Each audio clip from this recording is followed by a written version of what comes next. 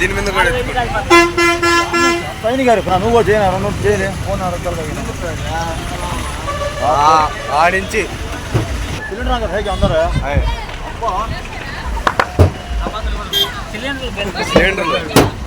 Cylinder రేకులు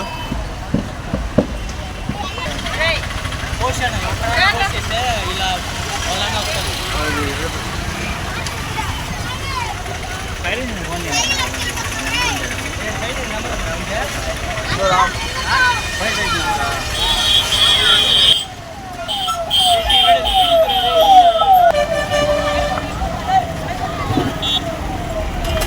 అంతా కలిసిన తర్వాత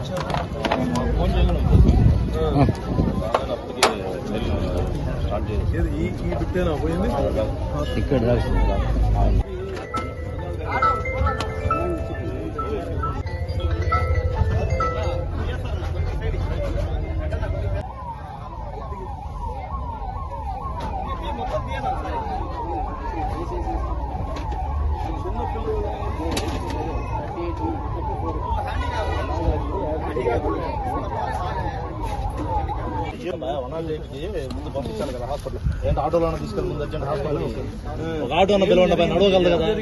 ఆటో వస్తుందా?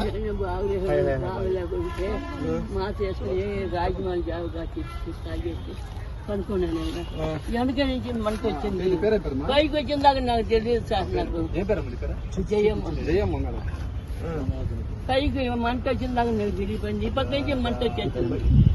కరెంటు పక్క చాలా నాకు ఈ పక్క నుంచి మంట వచ్చేలోపల పక్కన అబ్బాయి ఉన్నాడు. అయ్యా అయ్యా మంట మంట మంట అని చెప్పి గట్టిగా వచ్చేలోపల ఇదేనా కాలింది ఇంకేమైనా కాలింది ఒళ్ళు? లేదు స్టార్టింగ్ మీ ఇంట్లోనే మంట వచ్చింది. మీ ఇంట్లోనే మంట వచ్చిందా? ఇంట్లో ఉన్నదే కరెక్ట్. వచ్చేటప్పుడు ఒకేసారి వచ్చేసిందని చెప్తున్నారు. పక్కన నుంచి రావచ్చు. మూడో ఇల్లు సరే ఆమె పిలిచి పంపుతున్నా.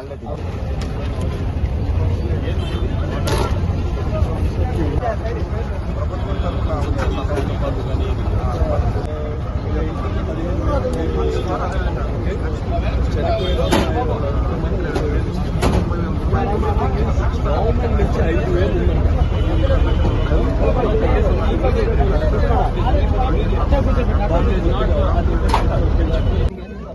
మంత్రి నారాయణ గారు సొంత నిధులు మళ్ళా కలెక్టర్ గారు ఇప్పుడు పంపిస్తున్నారు. మీరు గవర్నమెంట్ ప్రకారం ఏం రావాలో ఈ ఇల్లులకి ఇంకా ఏం చేయాలో కలెక్టర్ గారు చేస్తారు. ఇది తక్షణంగా నారాయణ గారు పంపించారు. అమ్మాయి కోసం పంపించారు. రెండో ఇల్లు ఎవరమ్మా? రెండు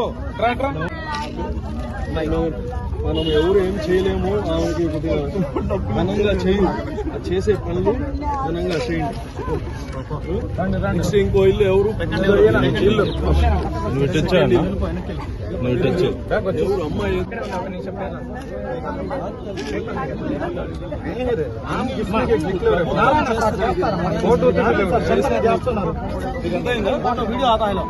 ఇల్లు కాలిపోయిన వాళ్ళు చేస్తారు.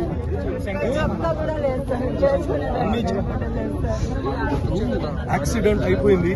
మనం ఏం